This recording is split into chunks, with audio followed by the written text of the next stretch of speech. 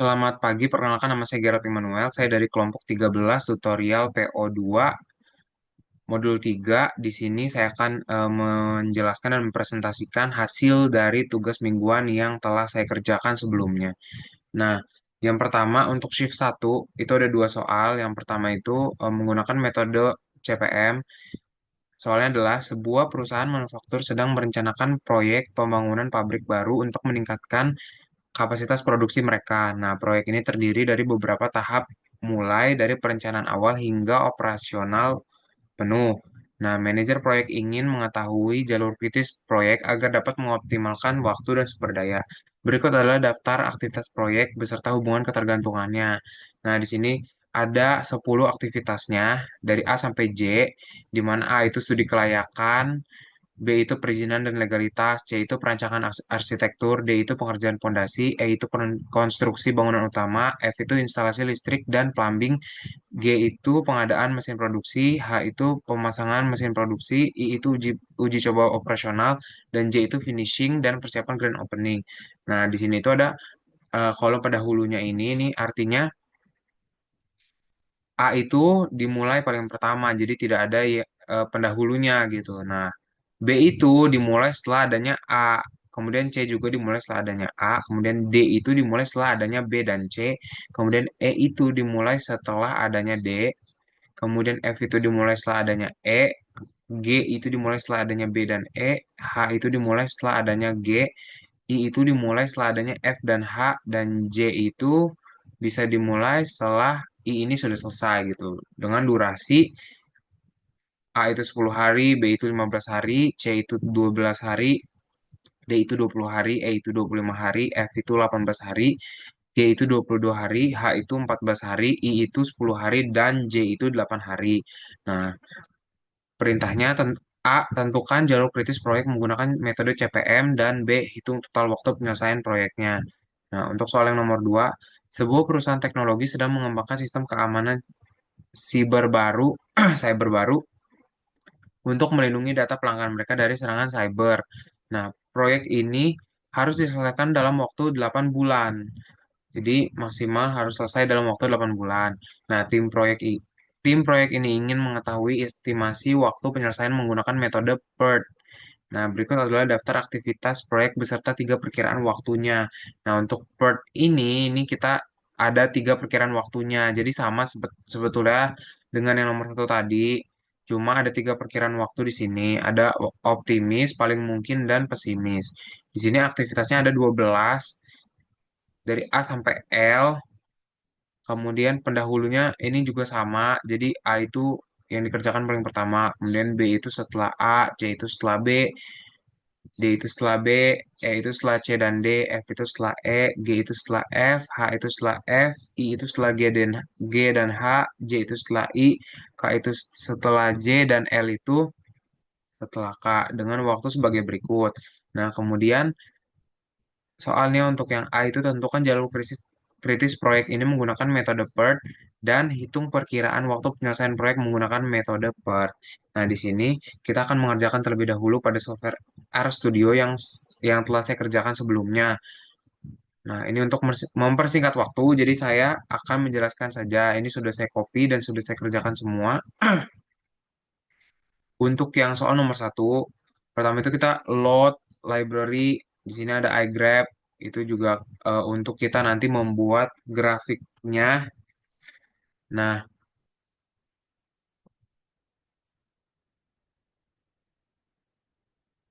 oke. Di sini yang pertama itu kita setelah load library, kita lakukan definisi aktivitas proyek dengan durasi dan dependensi atau yang tadi yang ketergantungannya seperti itu. Nah, kemudian di sini ada aktivitas dan durasinya dari A, B, C, D, E, F, G, H, I sampai J dengan durasi sama. A itu 10, B itu 15, C itu 12, D itu 20, E itu 25, F itu 18, G itu 22, H itu 14, I itu 10, dan J itu 8. Nah, kemudian ini dependensisnya seperti yang tadi. Jadi A itu yang pertama, kemudian B itu selesai setelah A, C itu selesai setelah A, D itu bisa dilakukan setelah B, D itu bisa dilakukan setelah C gitu ya. Jadi eh, D itu berarti bisa dilakukan setelah B dan C selesai, kemudian E itu bisa dilakukan setelah D, F itu setelah E, G itu setelah B dan E, H itu setelah G, I itu setelah F dan H, dan J itu setelah I, seperti itu. Kemudian kita membuat grafik dari dependensi aktivitas. Nah, jadi nanti kita mendapatkan grafiknya nih seperti ini ya. Ini untuk yang nomor 2. Nah, kemudian menentukan jalur kritis berdasarkan jalur terpanjang. Nah, kenapa berdasarkan jalur terpanjang? Itu karena supaya jalur kritis itu kan dilihat dari yang jalur terpanjangnya. Jadi supaya eh, seperti apa ya, konsep itu seperti bottleneck gitu ya. Jadi kalau misalnya kita pilih jalur yang terpendek, nanti bisa jadi jalur yang lain itu belum selesai kayak gitu. Jadi kita pilih jalur yang terpanjang. Karena kalau jalur yang terpanjang berarti jalur selain itu gitu kan. Berarti kan itu lebih pendek gitu dari yang terpanjang. Berarti otomatis jalur yang lain itu sudah selesai sebelum jalur terpanjang ini gitu. Kemudian kita menghitung durasi untuk setiap jalurnya. Selanjutnya menentukan jalur kritisnya, tadi jalur dengan durasi terpanjang. Dan kita menampilkan grafik jalur kritis. Nah, di sini kita buat eh, dengan warna hitam, kemudian light blue. Nah, di sini untuk eh, ukurannya dan eh, color labelnya itu white saya buat gitu. Jadi ini bisa berubah-ubah sesuai dengan keinginan kita gitu ya, mau dikasih warna apa. Kemudian yang terakhir itu kita menampilkan hasil. Jadi mungkin bisa bisa langsung kita run aja sampai menampilkan hasil di sini. Oke, maka dari soal nomor satu itu kita mendapatkan hasil jalur kritis proyeknya dengan metode CPM itu, yaitu dari A ke B ke D ke E ke G ke H ke I dan terakhir ke J. Dengan total waktu penyelesaian proyek itu selama 124 hari. Nah, kemudian kita lanjutkan di software POMQM. Nah, di sini yang pertama kali itu kita klik modul, kemudian kita klik yang ini Project Management yang per CPM dan pilih yang eh nih, Single Time Estimate. Nah, di sini setelah single time itu kita eh, pilih activitiesnya itu 10 karena tadi aktivitasnya ada 10, kemudian kita masukkan nih setiap waktu aktivitasnya berapa sesuai pada soal. Kemudian di sini kita masukkan dependence-nya atau predecessor-nya. Di sini kan tadi A itu dimulai paling pertama, kemudian B itu setelah adanya A gitu kan, C juga setelah adanya A gitu. D itu setelah B, E itu setelah D, dan seterusnya. Nah, maka apabila sudah kita isi seperti ini, kita bisa langsung solve. Nah, maka didapatkan hasilnya itu sama, yaitu eh, waktunya adalah selama 124 hari dengan jalur A, B, D, E, G, H, I, J. Ini kita bisa lihat juga charts-nya di sini. Jalur dari A ke B, D, E, G, H, I, J. Selanjutnya untuk yang nomor 2. Nah, untuk yang nomor 2 ini kita menggunakan metode PERT ya. Yang pertama itu kita masukkan data aktivitas proyek dengan estimasi waktu PERT. Nah, di sini kan tadi kita triple time ya untuk yang part itu. Jadi ada waktu optimis, paling mungkin, dan pesimis. Maka kita masukkan di sini dari A sampai L, yaitu ada 12 aktivitasnya. Kita masukkan juga waktu optimisnya, waktu paling mungkinnya, dan pesimisnya ini sama seperti pada soal. Kemudian selanjutnya kita menghitung waktu ekspektasi menggunakan rumus PERT. Jadi ini adalah rumus PERT-nya dibagi 6.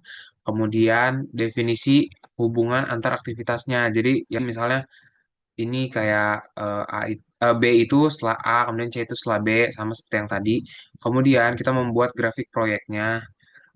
Nanti akan ada grafiknya terlihat di sini seperti yang tadi. Kemudian menentukan semua jalur dari awal sampai akhir. Jadi dari A sampai L. Jadi dari awal sampai akhir gitu, sampai titik akhirnya di L. Kemudian kita menghitung durasi untuk setiap jalurnya. Nah, jadi nanti setelah kita mendapatkan nih eh, jalur dari A ke L-nya itu kita lewat mana, itu kita hitung durasi dari setiap jalurnya. Nah, kemudian kita menentukan jalur kritisnya nih, jalur dengan durasi terpanjang.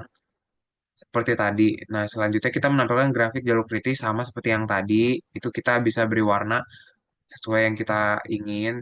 Nah, di sini ada ukurannya juga. Kemudian ada warna dari labelnya yaitu di sini saya memilih untuk warnanya white atau putih. Nah, yang terakhir kita menampilkan hasil jalur kritis proyeknya, kemudian total waktu penyelesaian proyeknya. Di sini bisa kita peran saja untuk yang nomor 2. Oke. Nah, maka didapatkan hasil jalur kritis proyeknya yaitu dari A ke B ke C ke E ke F ke G ke I ke J ke K dan terakhir di L gitu seperti ini. Nah, kemudian dengan total waktu penyelesaian proyeknya itu selama 155,3 hari. Selanjutnya itu kita kerjakan pada software POM-QM. Nah, di sini. Nah, ini sama sebetulnya, cuma bedanya tadi kita kliknya modul, kemudian ke Project Management Part atau CPM ini, kemudian kita pilih yang triple time estimate. Nah, di sini. Nah, jadi di sini activities itu kan ada 12 ya tadi. Jadi kita masukkan dari A sampai L, kemudian kita masukkan nih semua optimistic time, most likely time, pessimistic time-nya. Itu semuanya sama seperti yang ada di modul, informasi yang ada di modul. Kemudian kita masukkan nih predecesornya atau ketergantungannya tadi. Misalnya A itu yang pertama kan, jadi tidak ada pendahulunya.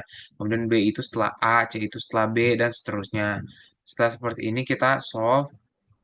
Nah, maka dia dapatkan untuk waktunya itu em, yaitu sebesar atau selama 155,3 hari. Ini bisa kita lihat juga ya charge-nya. Nah, di sini ini charge-nya. Nah, maka eh, mungkin sekian yang dapat saya sampaikan untuk tugas mingguan PO2 modul 3 ini. Kurang lebihnya mohon maaf. Terima kasih dan selamat pagi.